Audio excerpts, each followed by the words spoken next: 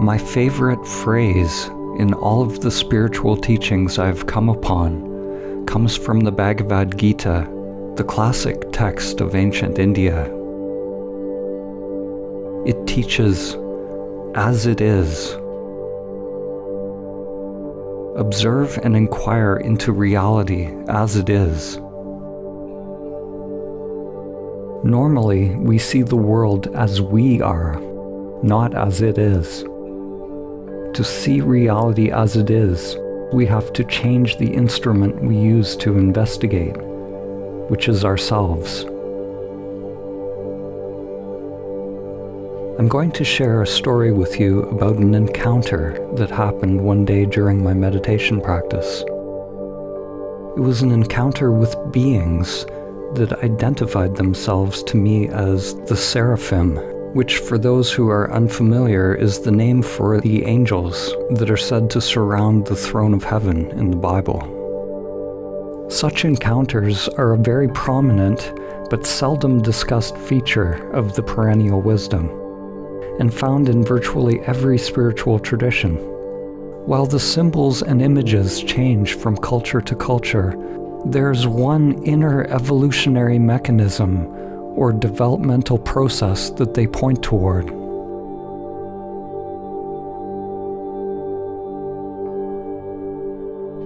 This experience was very humbling for me.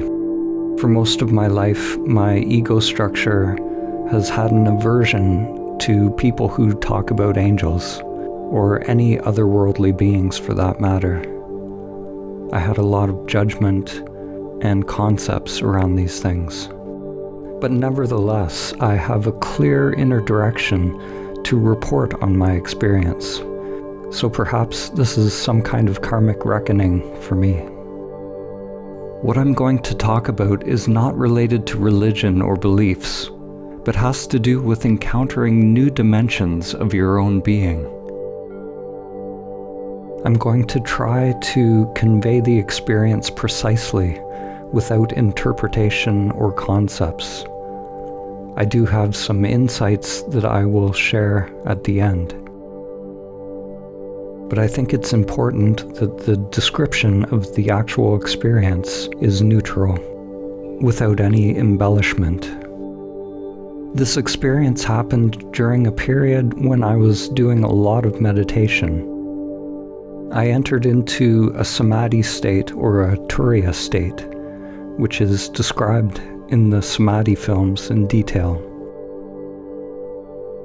So this was a state of continuous presence of primordial awareness, and it lasted for several days. I had been doing meditation for over 20 years, and also had run a meditation retreat center, the Samadhi Center in Canada, for several years. Early in my practice, I started out using various techniques, particularly Buddhist techniques such as those related to shamatha, which is tranquility, vipassana, which is insight meditation. And after exploring techniques for over a decade, I was drawn eventually to the practices of non-doing or non-practice, self-inquiry, mahamudra, choiceless awareness, shikantaza, or what they call just sitting in Zen. I realized that the meditation that leads to samadhi is not an activity or a doing, but a waking up to the dimension of being, which is what I've referred to as primordial awareness. On the day in question, I was abiding as awareness, allowing everything to be as it is, and I had stopped discriminating pain and pleasure. I was experiencing Sat Chitananda, the bliss that comes when primordial awareness is present. One realizes a new level of consciousness that includes and yet transcends the senses. The senses are essentially maxed out, and energy expands through them into higher realms, activating what Rudolf Steiner would call organs of higher perception. In this experience, an unfamiliar but profoundly exquisite feeling rose up within the energetic body. Like a new dimension of consciousness waking up, or a new faculty coming online. This isn't my usual language, but it felt like this feeling was placed in me by God. There's always a tendency within the ego to grasp and hold experiences, especially when beautiful experiences happen. But on this day, I didn't grasp at it. I just allowed it to unfold without any thoughts arising whatsoever. Just having a complete experience of it. At least initially this was the case.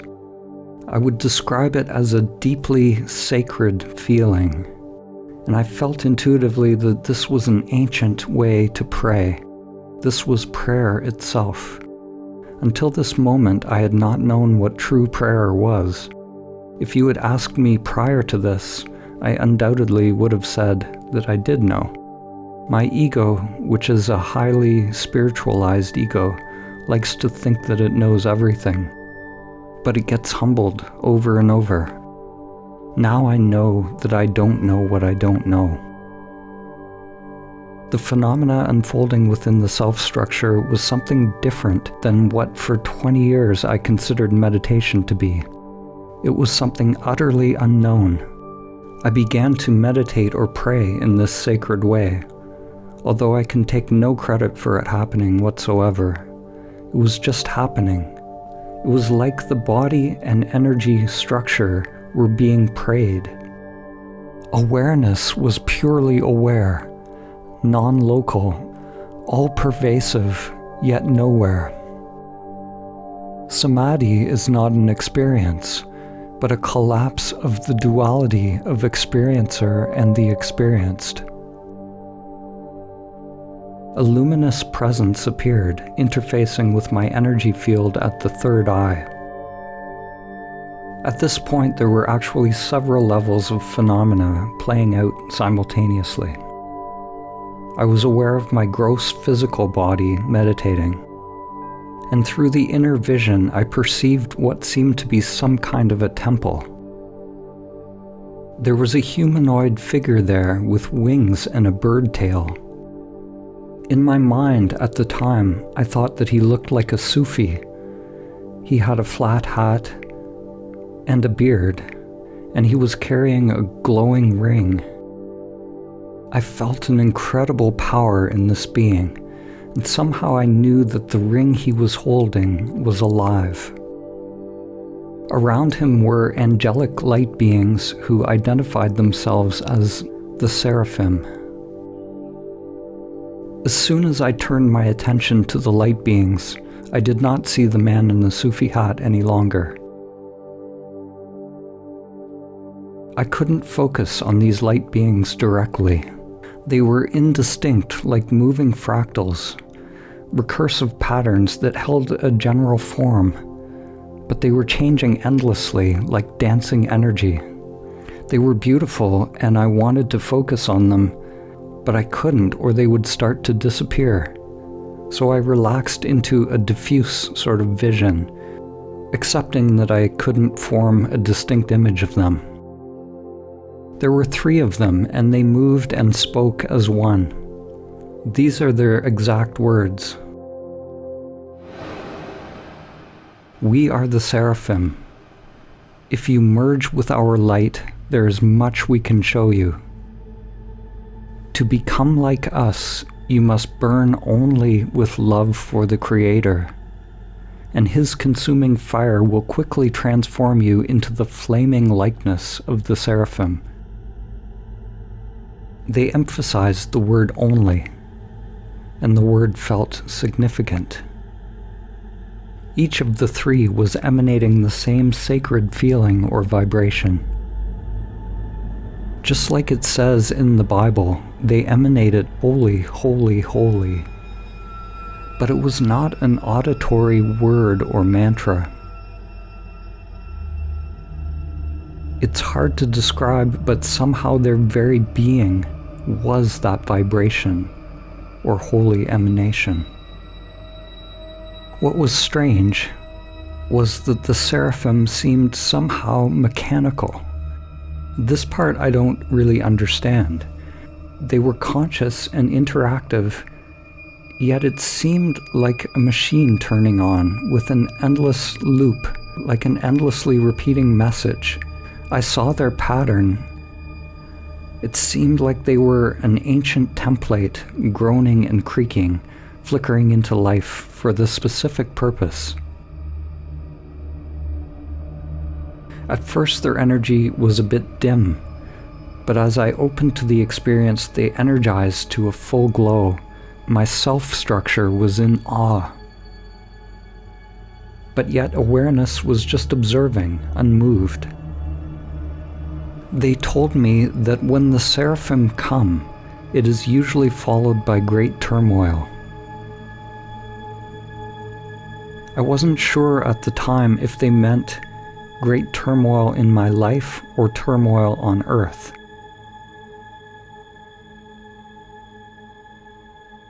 Through the seraphim, the soul is able to complete its journey to God and live. Those were the exact words given. Through the seraphim, the soul is able to complete its journey to God and live. The sacred feeling started to grow, and I began to feel a deep love, a love without discrimination, like a sun shining. There are no words for this.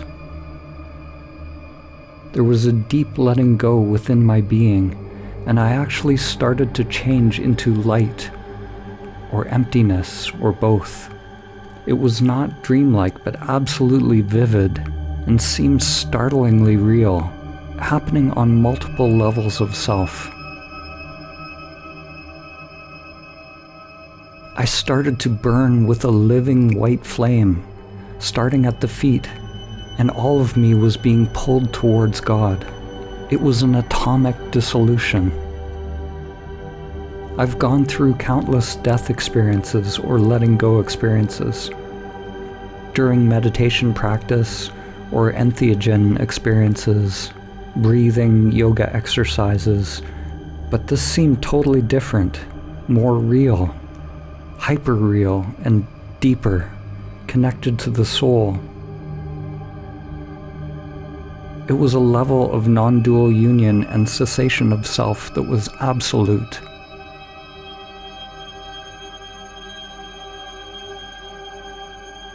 When this dissolution started happening, at a point my mind came back online and asked, "Am I dying? Is this the end of my actual life?"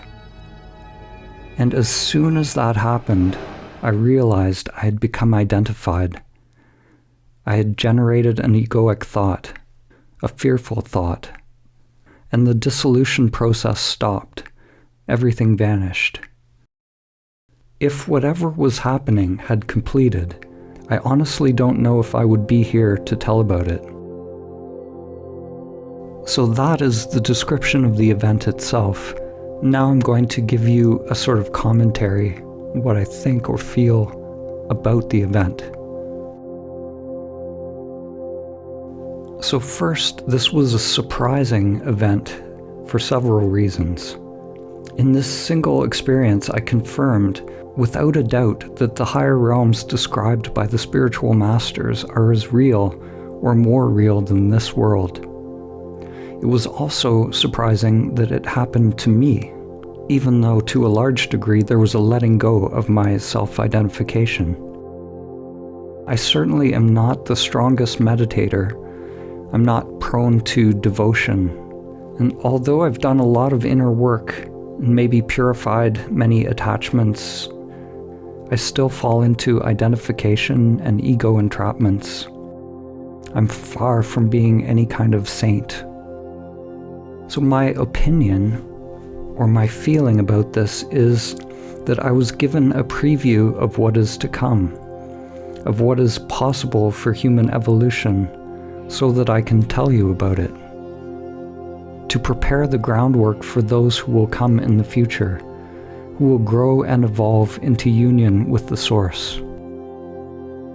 Through imitation of the seraphim, or you could say by matching their vibration, humans can have the same unmediated union with God. We're meant to imitate them, merge with their light, to become like them, but not to worship them. They represent a latent possibility within ourselves.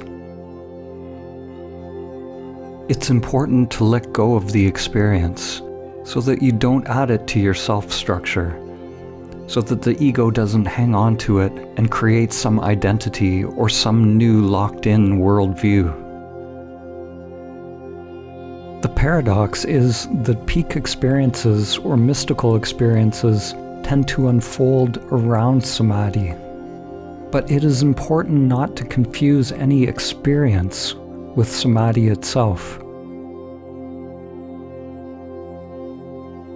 There are a number of insights that I've taken from the experience. When I came back into the world from this, one huge insight was that we as human beings are utterly ignorant of what we are and what our place is in the universe.